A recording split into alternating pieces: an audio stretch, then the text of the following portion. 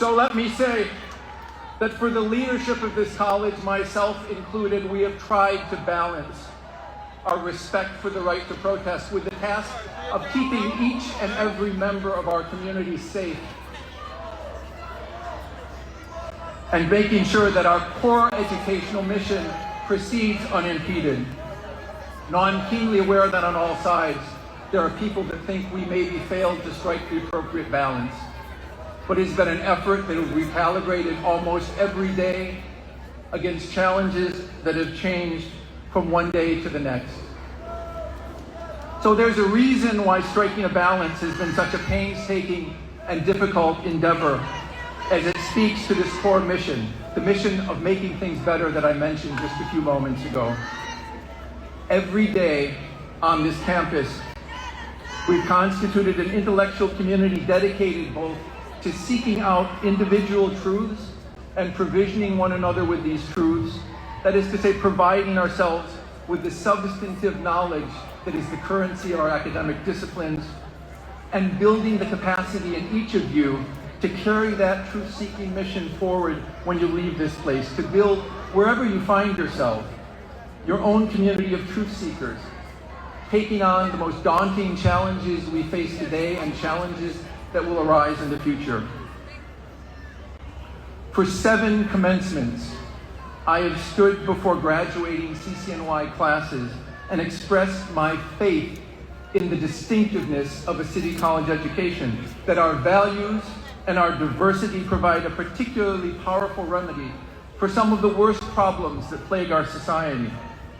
That is, our apparent and growing inability to find common ground in debate, for the erosion of civility in our society, for the tendency to encounter differences with uncertainty and suspicion instead of curiosity and intellectual openness.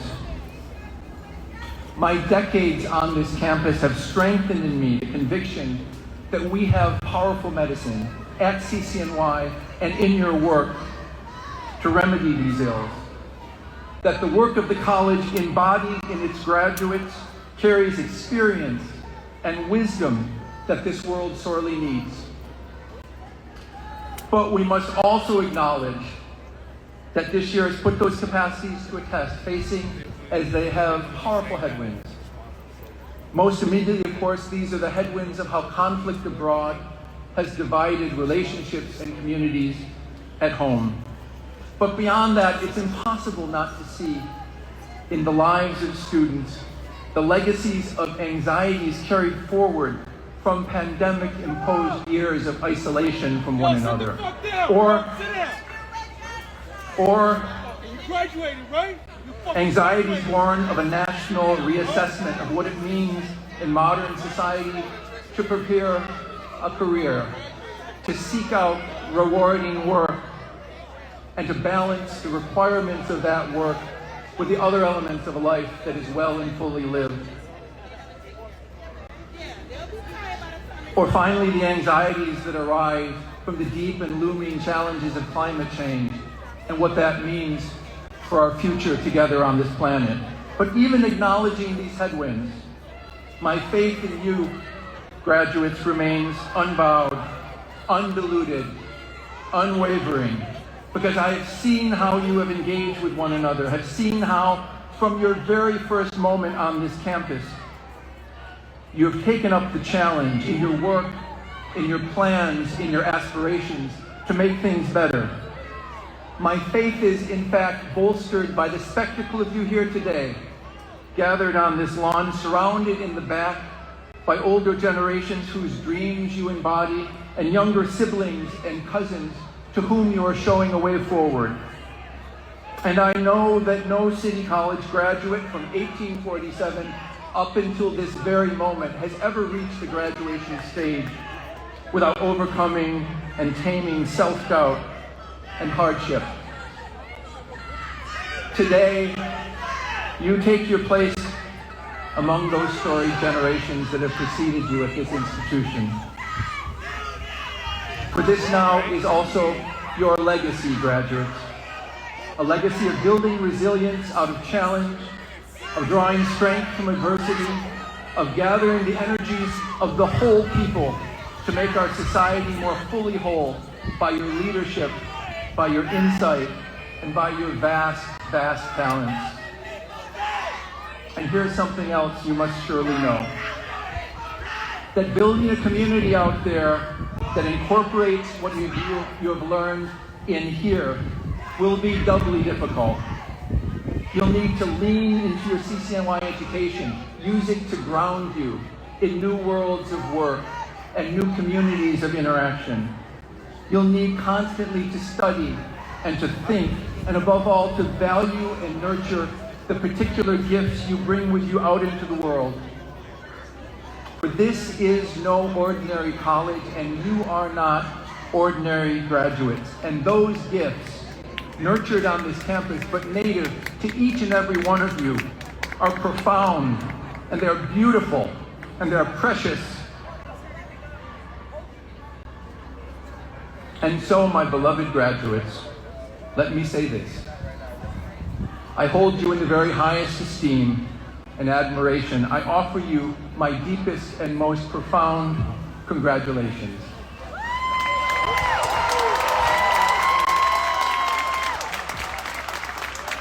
Do well. Make us proud. And know that you carry our hearts and our hopes with you as you leave this place and wherever you may go. Congratulations. Thank you. Godspeed.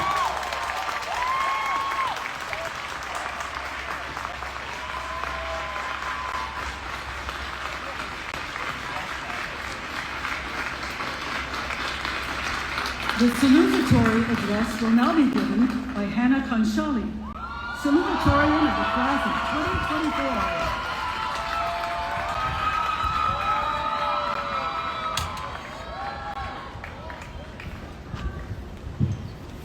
Good morning to the class of 2024. I first want to thank the esteemed faculty in the platform party, my amazing professors and mentors for the honor of being here to speak with you all today. Thank you to the graduates, the families, and friends for joining us here as we all celebrate. I need to tell you all first, graduates and families, I'm so incredibly proud of you all. Like myself, you have overcome incredible boundaries and obstacles, not over the past 4 years, but over generations. Today, we celebrate not an ordinary accomplishment, but instead something our ancestors have dreamed of. My name is Hannah Al-Khanshali, and I am the first woman in my father's Yemeni family to receive a college education.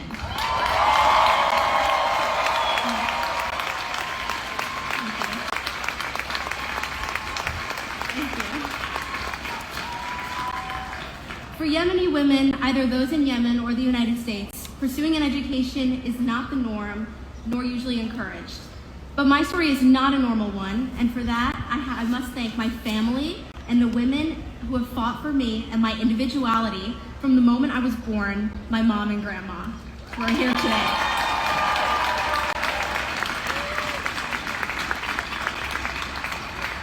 When I was 4 years old, my mom brought me to sit next to her in algebra when she went back to school at CSI, where I would quietly scribble numbers across the page thinking that I was doing algebra.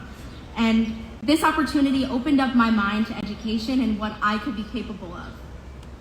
My younger sisters are watching me graduate today, Assalamu alaikum Maryam and Sara, and have eagerly asked if I'm now a scientist.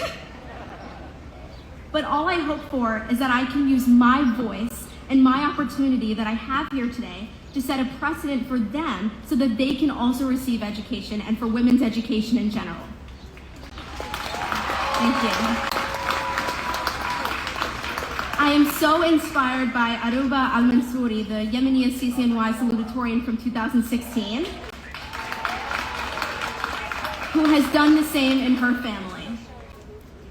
What if the next cancer therapies were in the mind of a woman who never had the opportunity to get a quality education? The world as we know it has been shaped by women who have used their voice without fear.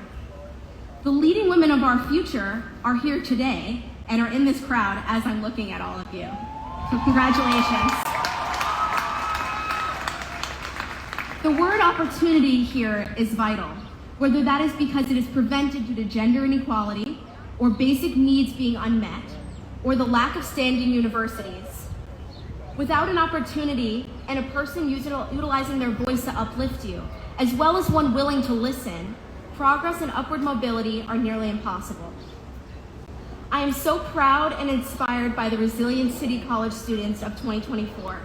We follow a historical legacy of students fighting for those who cannot fight for themselves, raising their voices against social injustice and inequality, and for change within CUNY over decades.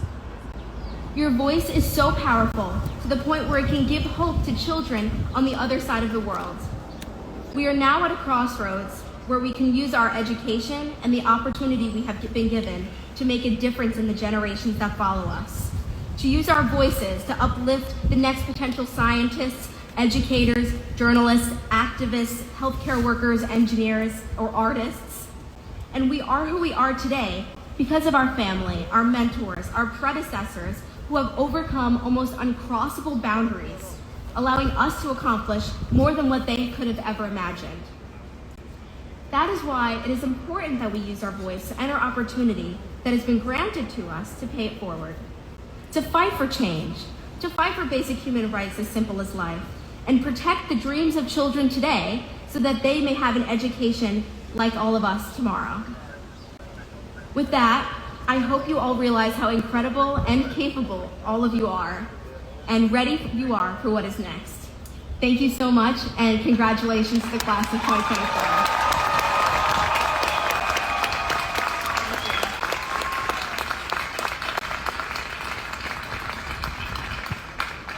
The valedictory address will now be given by Viren Segal, valedictorian of the class of 2024.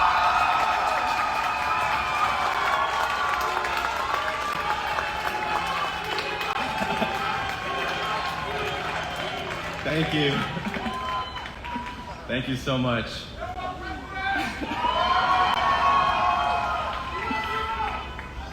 I love you too.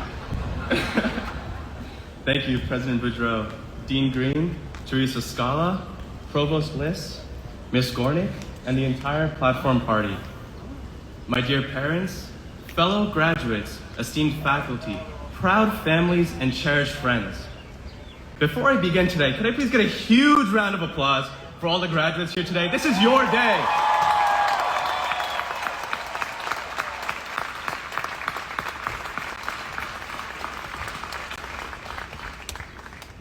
I don't even know what to say.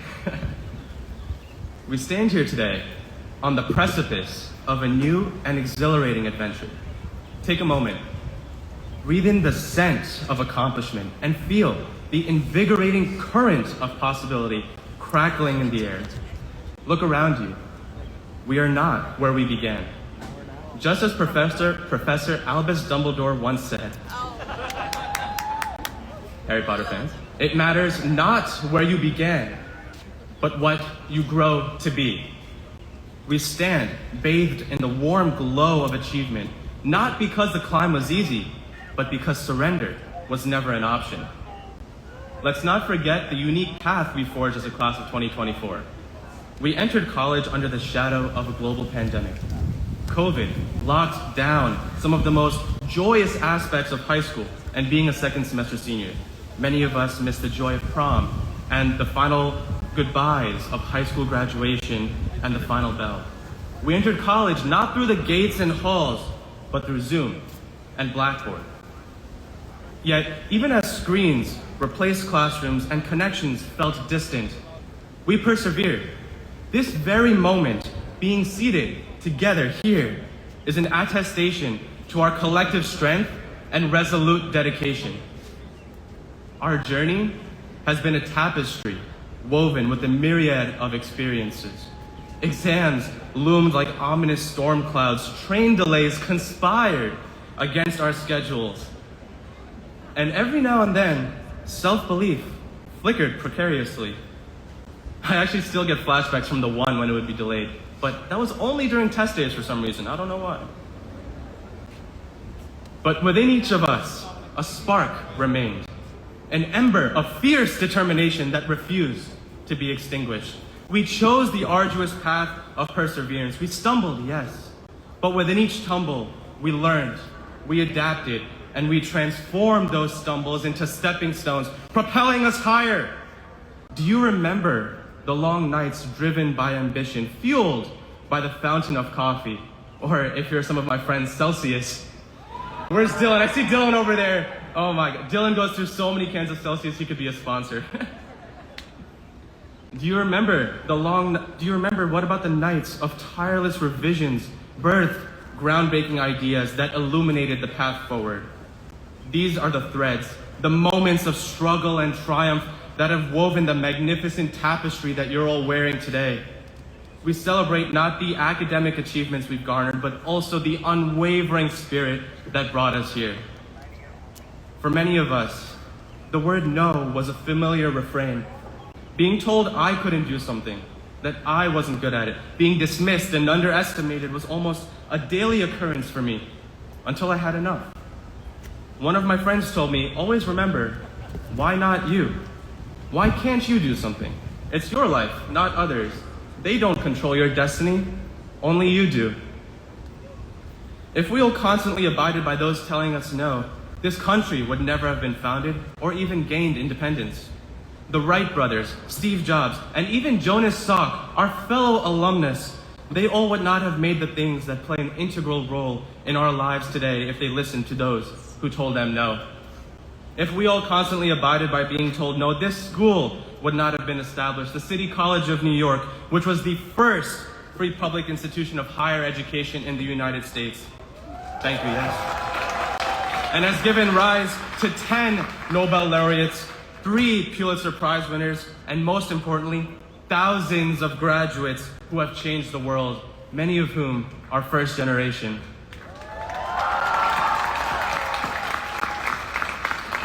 Fun fact, I actually found out about the Sophie Davis program in City College by somebody telling me no.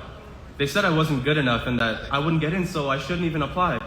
If I listened to her telling me no, I wouldn't be here right now. I wouldn't have shared all of these experiences with you all. All of us are here because we've rewritten the script of being told no. We stood our ground and crafted a new narrative. As Rosa Parks once said, stand for something, or you will fall for anything.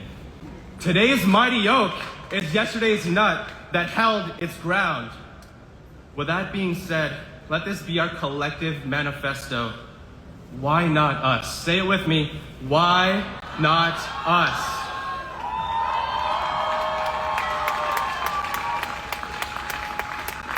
Today and every day henceforth, we celebrate the resounding no we collectively defied, and the chorus of yes we sang to possibility. We celebrate the courage that lit the way on even the most obscured and daunting paths. It's always impossible until it's done, my friends. It's always impossible until it's done. Your future is an open canvas, an unwritten masterpiece waiting to be brought to life. You, my fellow graduates, you hold the brush, the power to create a life of breathtaking beauty and boundless potential. Dream audaciously, strive relentlessly, and never forget. Every goal achieved is a testament to the prolific power and potential that resides within each one of you. When I was asked to serve as valedictorian, they asked me one final question. Why do you want to be valedictorian? I responded saying it wouldn't be for me.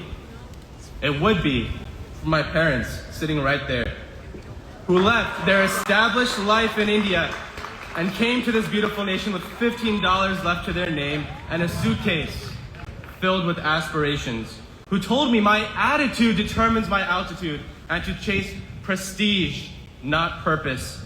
It would be for my neighbors who looked after me when I was young and my parents were at work. It would be, of course, for my friends, shout out Peter, Josh, Alex, Eamon, Amani, Ivy, Cheyenne, Bay, and Eric, Chisholm, Zach, Vinny, and everyone else who have stuck with me. These guys are in the crowd here, but there are so many more, too many to list. They all took me under their wing, believed in me, and became my second family. It would be for Farley and Manoj and the staff who always said they were proud and to keep it up, not just to me, but to every single student they came across. It would also be for all my teachers and faculty here at City College who, despite their own battles, fatigue, and personal commitments, stood with us every day, offering not just knowledge, but unwavering guidance, support, and patience. They nurtured our potential, and for that, from the bottom of my heart, from all our hearts, thank you.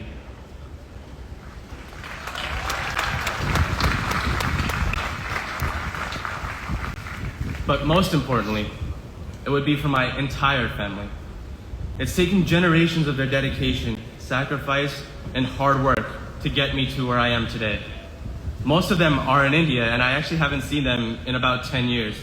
I know they're watching on YouTube right now, so please excuse me, because this next part, this is for them.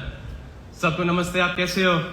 मेरे को मालूम है कि सिर्फ 10 साल हुए जब से मैं आया हूँ इंडिया, लेकिन आप चिंता नहीं करो, मम्मी पापा दादाजी हम सब ठीक है यहाँ पे, हम सब खुश है।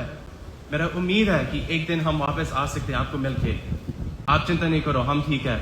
आप एक दिन आ सकते हो, वो भी बहुत बड़ी होगा। आपका ख्याल रखना, हम फिर मिलते हैं। Thank you. That was a little Hindi over there.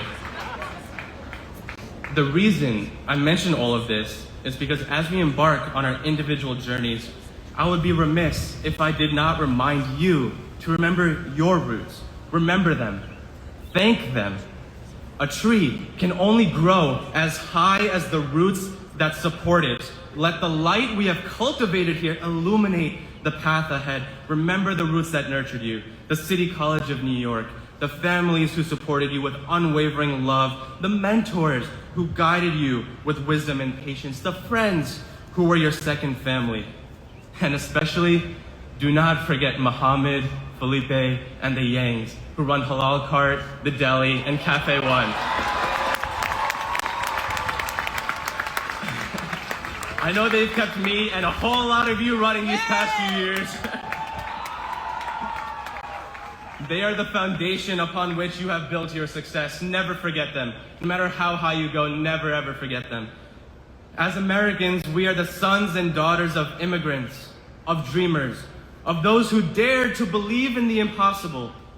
We are the inheritors of a legacy built on grit, determination, and the unwavering conviction that no is simply the beginning of a much more empowering question. Why not us? Class of 2024, remember where you came from, for it's the foundation upon which you stand. Never forget the sacrifices made, the love that fueled you, and the City College of New York that empowered you. Now go forth and paint your masterpiece. The world awaits the brilliance you hold within. Congratulations, everyone. I can't wait to see everything you'll do onwards.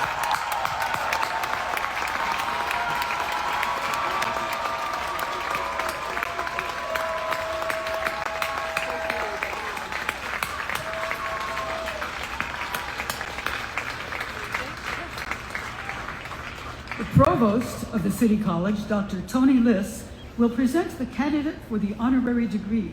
Provost Liss. President Boudreau, I have the honor of presenting Vivian Gornick for the degree. Sorry, I don't have.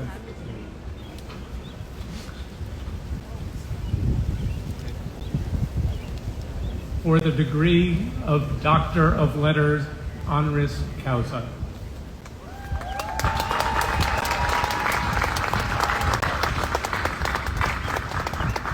Journalist, essayist, critic, and memoirist, Vivian Gornick, class of 1957, you are the keynote speaker at the City College of New York's 171st commencement ceremony today. Since your graduation from CCNY, you've achieved renown and garnered many accolades for your work. As a prominent feminist, you've authored 11 books, including 1987's Fierce Attachments, a memoir, which was selected in 2019 as the New York Times #1 best memoir of the past 50 years. Your book is widely acclaimed. was acclaimed for its emotional honesty and vivid portrayal of tenement life in the Bronx of the 1950s. In addition to books, you've published numerous essays and works of criticism. You've received many, many honors for your work. You served as a fellow at the Radcliffe Institute at Harvard University and acted as the Bedell Distinguished Visiting Professor in the University of Iowa's nonfiction writing program. Completing your MA in literature at New York University in 1960, you subsequently pursued doctoral studies at the University of California, Berkeley.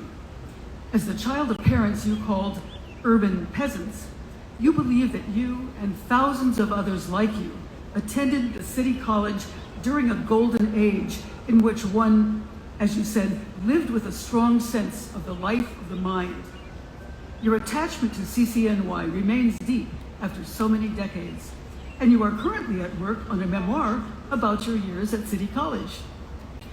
In 2023, you received the Townsend Harris Medal from the Alumni Association of the City College. The City College of New York acknowledges your outstanding career in the literary world and your dedication to your alma mater over the years. And therefore, on behalf of the college, we confer upon you the degree of Doctor of Humane Letters, honoris causa.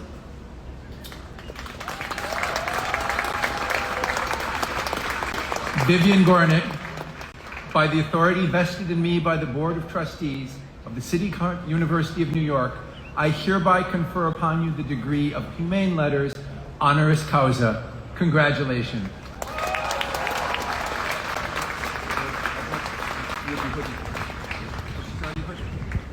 So,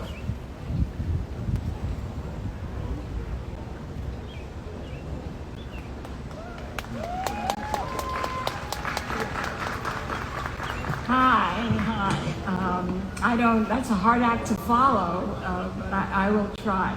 As you've been told, I graduated in 1957. It's like medical science is a miracle, right? But here we are. And indeed, I've been writing a memoir about City College, and I have decided to read to you from that memoir. And I hope that will serve as my keynote address. As thousands before me have said, for us it was City College or nothing. I enjoyed the solidarity those words invoked, but rejected the implied deprivation. From first day to last, I felt privileged to be a student at City, privileged and profoundly at home. It was not from the faculty that City drew its reputation for intellectual goodness. It was, I'm not going to apologize for all the gaps I'm about to make. It was not from the faculty, it was from its students, it was from us. Not that we were intellectually distinguished, we weren't, but our hungry energy vitalized the place. Most of us had been reading in bottled up silence from the age of 6 on, and City College was our great release. At City, I sat talking in a basement cafeteria until 10 or 11 at night with a half dozen others who also never wanted to go home to Brooklyn or the Bronx. And here in the cafeteria, my education took root. Here I learned that Faulkner was America, Dickens was politics, Marx was sex, that I came from a ghetto, and D.H. Lawrence was a visionary. Here, my love of literature named itself, and the immense value of thought, sheer thought, blossomed. I discovered that people were transformed by ideas, and that intellectual conversation was erotic. While we pursued the life of the mind, we felt known to ourselves and to one another. The world made sense. It was ground beneath our feet, a place in the universe to stand. City College made conscious in me inner coherence as a first value. Who were we? Where did we come from? What did we look like, trudging up the hill between Compton Avenue and the subway, sitting obediently in class, arguing madly as soon as the bell rang? We were the children of tailors, shopkeepers, factory workers, accountants, bakers, dress cutters, clerks, milkmen, bus drivers. Our shoes were scuffed, our clothes came from chain stores, our haircuts from neighborhood barbershops and beauty parlors. And what do we know of the world? Nothing. At the same time, how many of us were wise beyond our years? One afternoon during an English lit class, a number of us were buzzing about a boy sitting in the back of the room who looked nothing like us. He was slim and good looking, his haircut was a work of art, and he was wearing a navy blue sweater. The wool was thin, that lay beautifully flat on his chest. I thought he was French. The girl in front of me twisted around in her seat and whispered, "He's from Bard." The girl on my left said, "Where's that?" The girl on my right said, "What's that?" But when the teacher asked us why, Isabel Archer went back to Gilbert Osmond at the end of Portrait of a Lady, and a number of students, in perfect imitation of Henry James, called out that morally speaking it was the right thing to do. It was the girl on my right who said she's afraid of herself. And there you had City College, unworldliness trumped by the insights of lived experience. Throughout the school's history, lived experience had held a pride of place, and I dare say still does. Not so many years ago, I was told that a writer who had taught at two posh schools and then at City College said, at Chicago, all they wanted to know was, what's the theory? At Yale, all they wanted to know was, what's the technique? At City, all they wanted to know was, how does this relate to real life?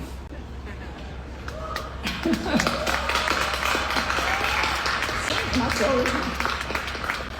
A man who'd been a former classmate of mine at City once said to me, in my neighborhood, you went to grade school, you went to high school, and then you went to City College. It was the same where I lived. City College was spoken of as though it was an extension of the public school system we all knew. Only the formula usually applied to the boys in the neighborhood, not the girls. Every girl I grew up with went to secretarial school after high school, and then got married. End of story. I was the only girl on the block who went to college. And how, one might ask, did that come about?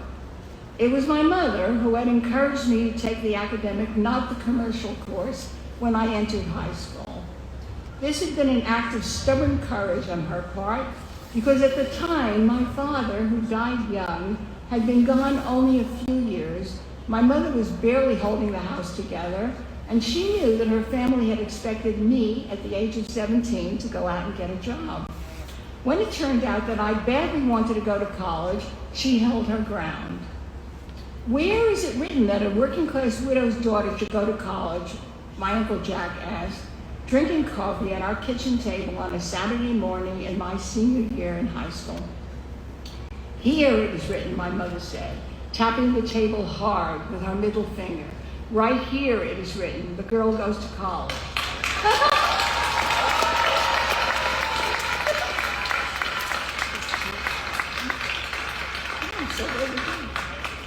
Why he had pursued. No, it's not all bread and roses, believe me.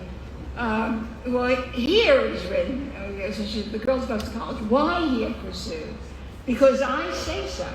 But why? What do you think will come of it?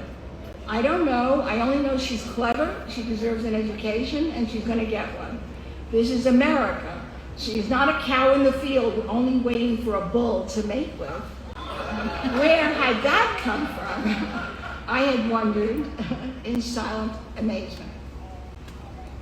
Yet, it must also be said that no matter how much our families revered education and wanted us to rise in the world, the experience of a first-generation college student in an immigrant home was bound to be fraught, as the discrepancy between the idea and the reality inevitably created a divide within the family of seismic proportion. In a memoir I wrote in the 1980s, I speak intimately of how becoming that first-generation student played out in mine, And with the indulgence of all of you, I will quote myself a bit. This is what I wrote about being a commuter student.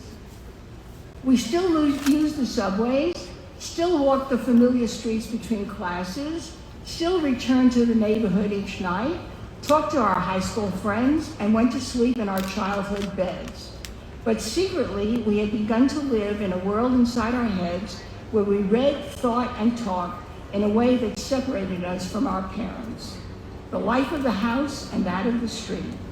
We had been initiated, had learned the difference between hidden and expressed thought.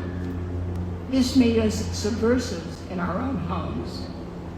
My emotionally explosive mother never knew what hit her, and very quickly I think she was of two minds about me and City.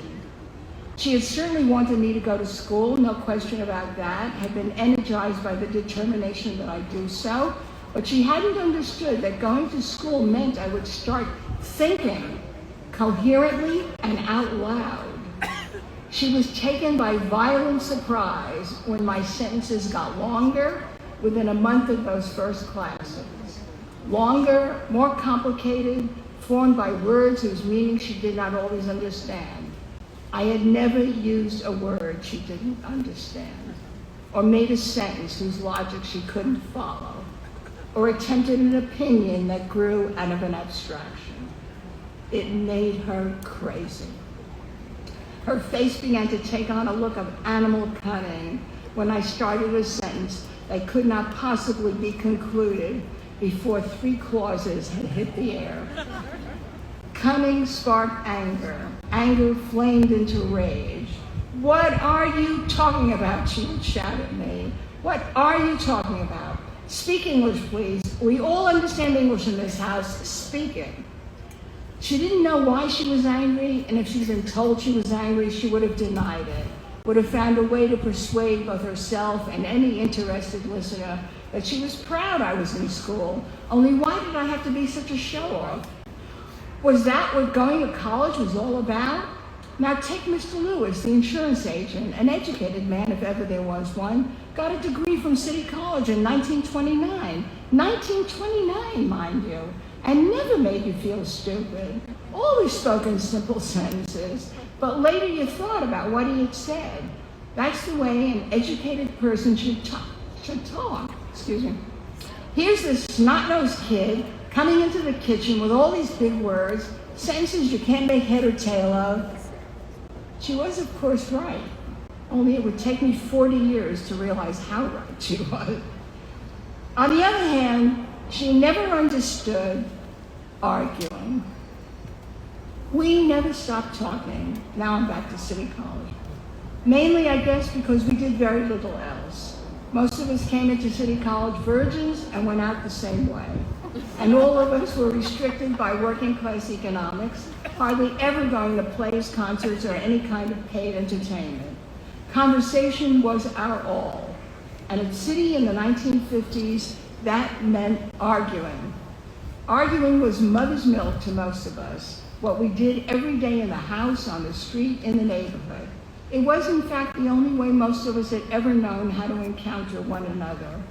Everyone argued, our mothers and fathers, our neighbors, our playmates. You did it well, you did it less than well, or you did it badly. It didn't really matter. Nothing special attached to you with regard to how well you argued. I never knew I was smart, said a former classmate of mine, until I got to CCNY. And right away, someone was telling me my position was smart, but he didn't agree with it. I looked at him. I was just talking, like I did every day of my life on the block. Only here at City, it seemed, I had a position. And the guy didn't agree with it, but it was smart. It was during the radicalized 1930s that City College became famous for the depth and maturity of those overheated debating skills practiced by a small but significant number of students who, in response to the highly political atmosphere brought on by the Great Depression, developed radical debate very nearly to the level of Talmudic studies. These were 19 and 20-year-old boys arguing like seasoned speakers, schooled in the finer points of literature, philosophy, and political theory, as though a world of values was at stake. Very often debating like Lenin, who had famously said, "I do not argue to defeat my opponents, I argue to annihilate them." Within 20 years, many of these 30s debaters at CCNY would emerge as the country's most effective public intellectuals, leaving the school in possession of its richly romantic reputation as a proletarian Harvard. The polemical urgency that accompanied argumentation when I was at City was certainly not what it had once been. The Cold War 1950s were not, after all, the Depression 30s or World War II 40s. But still, the spiritual heat that argument inevitably aroused in everyone kept us sounding more like the immigrant hotheads from whom we sprang than the keepers of the culture to whom we aspired. For many years, I saw myself as a born ideologue. The allure of one systematic devotion or another, socialism, psychoanalysis, women's rights, all of them, each in turn, exerting its influence on me. Exciting, poetic, full of yearning and promise. The panic and confusion of life in the moment pushed back, making the world feel magically whole. But once, during the 1980s, Joan Didion scornfully informed the feminists that ideology did not produce art.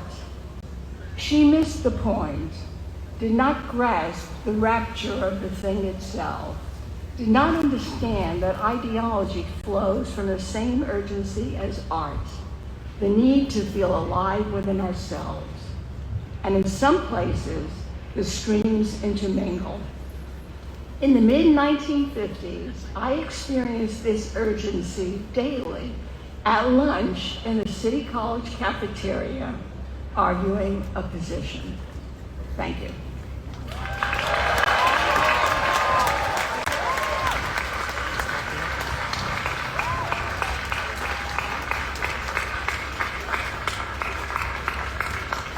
Thank you, Ms. Vivian. President Boudreau, candidates for degrees in coursework will now be presented to you by Provost Tony Liss. Provost Liss. Candidates for graduate degrees and undergraduate degrees from the Bernard and Ann Spitzer School of Architecture will be presented by Dean Marta Gutman. Candidates for graduate degrees, please rise. Candidates for undergraduate degrees, please rise.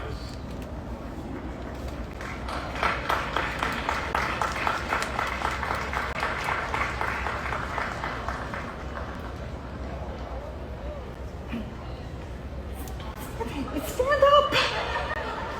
Thank you. President Boudreau, the Bernard and Ann Spitzer School of Architecture, the flagship public school of architecture in New York City, is one of the most diverse architecture schools in the United States. Spitzer class of 2024, I am certain you will change the world for the better. You are poised to transform the professions of architecture, landscape architecture, and urban design by virtue of who you are and what you have learned. I am so proud of your accomplishments, your perseverance, your tolerance, and your dedication, unwavering, to justice, equity, and inclusion. President Boudreau, it is my great honor to present the candidates for the degrees of Bachelor of Architecture and Bachelor of Science in Architecture, and in absentia, degrees for the Master of Architecture, Master of Science in Architecture, Master of Landscape Architecture, and Master of Urban Design.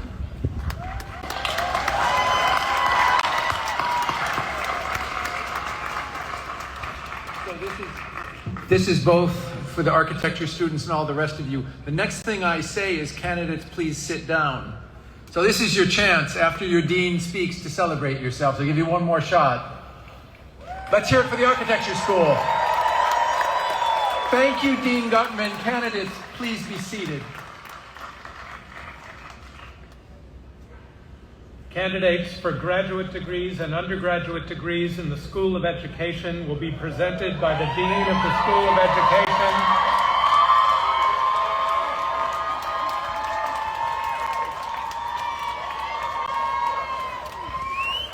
Will be presented by the Dean of the School of Education, Edwin M. Lamboy. Everybody stand up.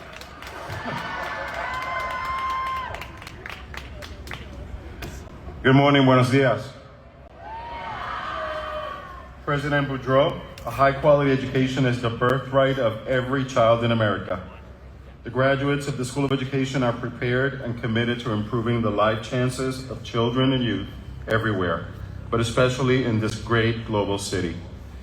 Through thoughtful and innovative preparation, they have developed the knowledge, skills, and dispositions to provide rigorous and engaging learning opportunities for all children, as well as an understanding and respect for linguistic and ethnic diversity. The communities they will serve as teachers and school leaders, and the role that public education must play in advancing social justice in our democratic nation.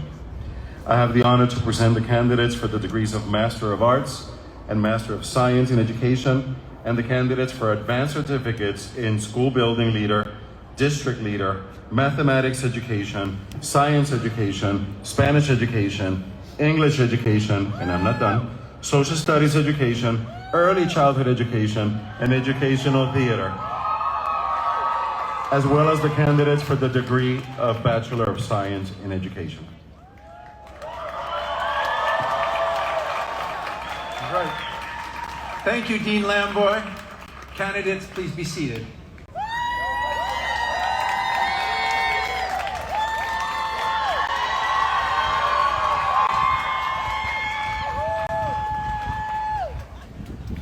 Candidates from the Sophie Davis undergraduate program.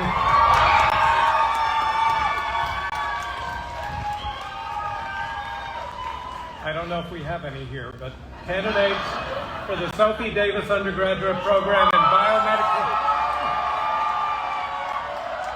biomedical education at the CUNY School of Medicine will be presented by Dean Carmen Renee Green, MD. Candidates, please remain risen.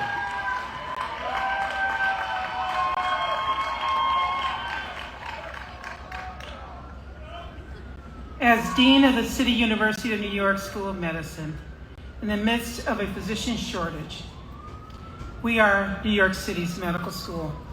We produce the doctors that New York needs and wants to see. Today I have the honor, and I'm very proud of you, to present the candidates from the Sophie Davis undergraduate program in biomedical education. President Boudreau, there's an urgent and dire need for physicians to care for an increasingly multicultural, multi-ethnic, and multilingual society in a global New York City, especially in those areas that are medically underserved. There's also a need for people who are underrepresented in medicine to enter the profession and to address educational and health disparities. Our school builds on a 50-year tradition of inclusive excellence in addressing these disparities. It is indeed an honor to present our next generation of healers and leaders, the Sophie Davis candidates for the degree of Bachelor of Science. They have already demonstrated their commitment to addressing the social determinants of health, health equity, and social justice, while assiduously working to eliminate educational and healthcare disparities in our time. President Boudreau. I'm going to say it, so.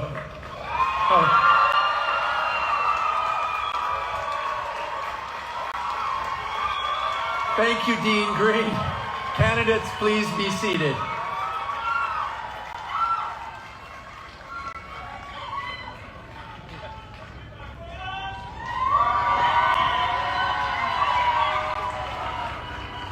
say, this next one's a little bit long, so at least let me get started.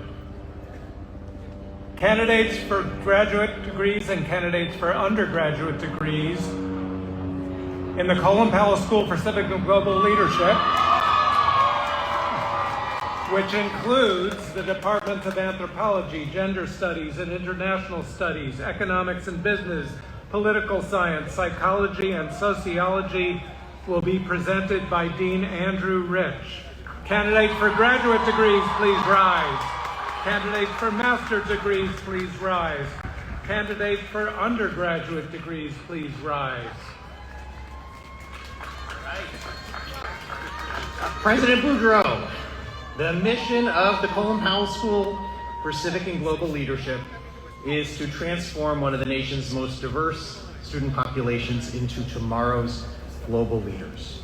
We train and lift our graduates to become leaders across sectors and in service to society. The future of New York City and the nation requires no less from us. We need people trained in the social sciences who can lead radical reimaginings of ways to address the current injustices and inequities in our city and society. And that is what we develop at the Colin Powell School. Those qualities can be found among our more than 1,000 candidates for degrees today. Our candidates are poised to make a positive difference in domestic and international politics and policy, public service, law, business and finance, and individual and organizational psychological well-being.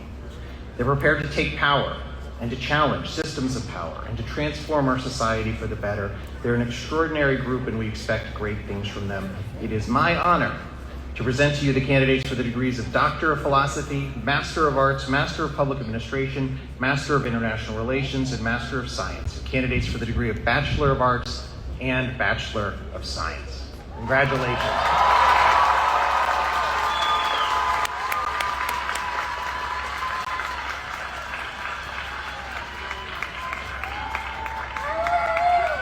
Thank you, Dean Rich.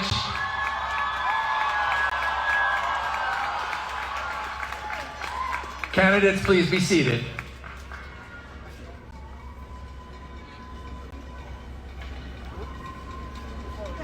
Candidates from the Division of Humanities and the Arts,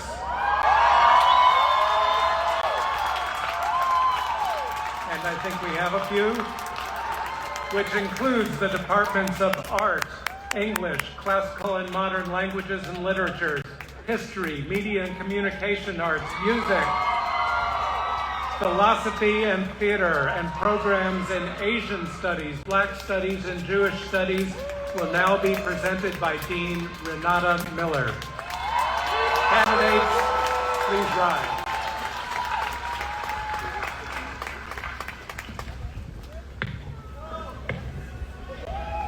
President Boudreau, in the Division of Humanities and the Arts, we develop understandings of humanity across time, geography, and culture as we study languages, literatures, arts, philosophies, histories, theater, media, and music from around the globe. We connect with others across differences of background and belief as we shape the images we see in daily life, in advertisements or film or on stage, and the things we hear on the radio and in concerts, and the things that we read and the voices that get published, and the histories that are written and studied. Our work expands our capacity for understanding and for caring about people who are not like ourselves. It also allows us to imagine new possibilities. Our students are thus ideally suited to the work of building a better world. It is my honor to present to you the candidates for the degrees Master of Fine Arts, Master of Professional Studies, Master of Music, Master of Arts, and candidates for the degrees of Bachelor of Music, Bachelor of Fine Arts, and Bachelor of Arts.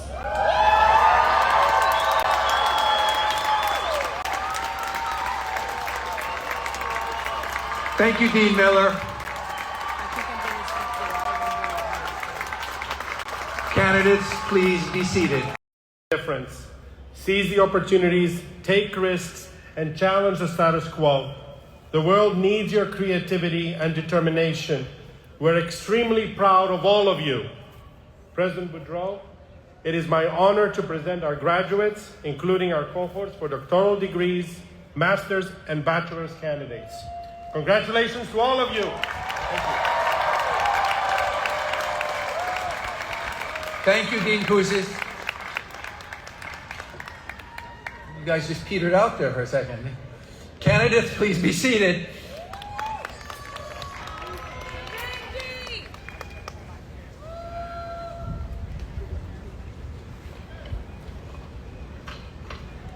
President Boudreau, as representatives of their classmates, Asif Sattar, President of the Undergraduate Student Council, valedictorian Viren Segal, and Hannah Kanchali, salutatorian, please come forward and stand by President Boudreau.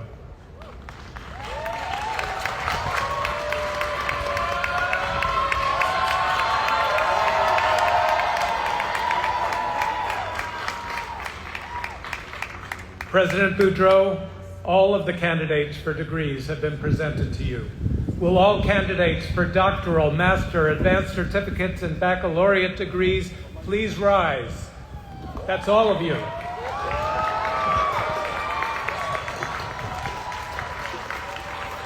President Boudreau, I present to you the candidates for doctoral degrees, the candidates for master's degrees, the candidates for advanced certificates, and candidates for baccalaureate degrees from the City College of New York.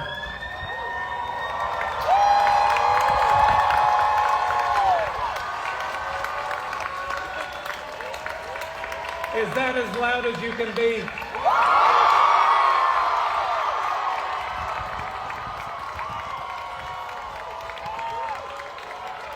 These candidates have fulfilled all the requirements for their respective degrees, and on behalf of the faculty of the City College of New York, I recommend that they be awarded these degrees.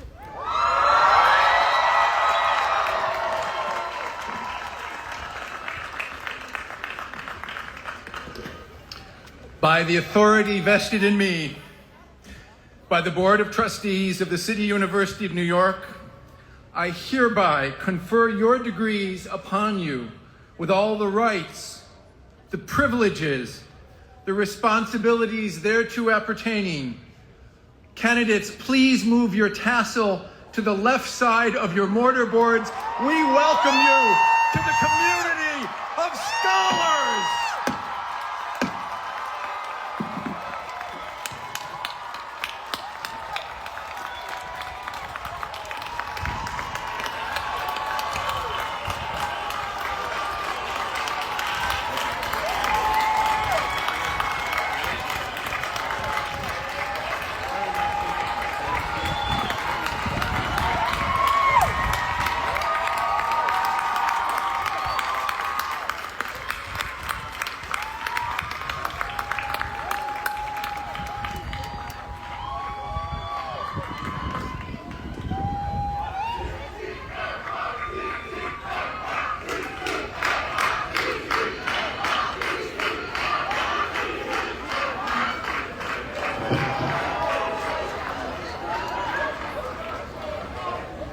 Good afternoon, graduates and guests.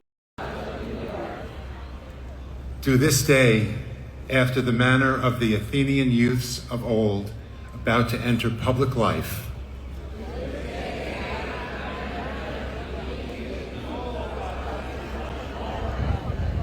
congratulations for staying in tune here. We take this oath of devotion to the City of New York. We will never bring disgrace to our city by any act of dishonesty or cowardice, nor ever desert our suffering comrades in the ranks. We will fight for the ideals and sacred things of the city, both alone and with many.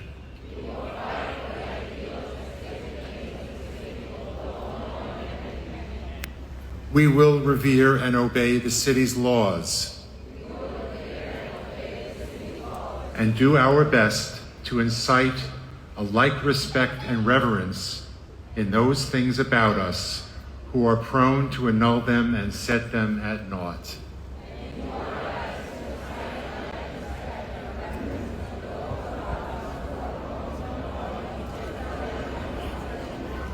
Almost there. We will strive unceasingly to quicken the public's sense of civic duty.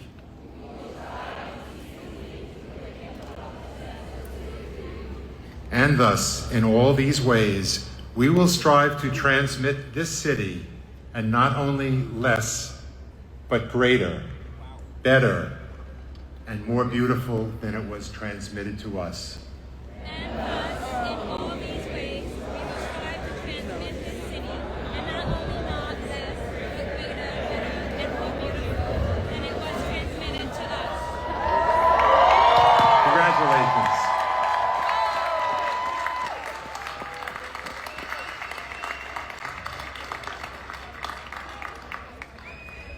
Please remain standing. Please, everyone, please rise. As Simona Daniele sings our college's alma mater, Lavender, My Lavender, she will be accompanied by Professor Mike Holliver. The words to the alma mater can be found on the back cover of your program. We ask that graduates and guests please stay in place until the platform party and the faculty have left the area.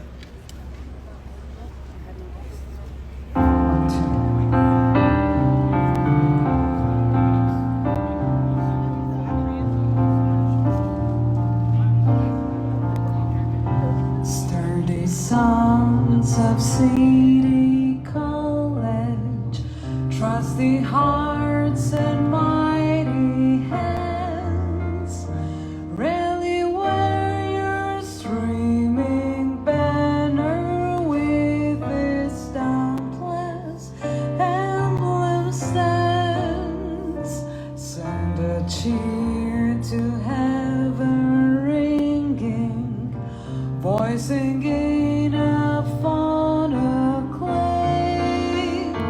faith and pride in alma mater, and her never dying fame. Lavender, my lavender, lavender, my lavender, on the field of life's endeavor, bound by ties that naught can sever, high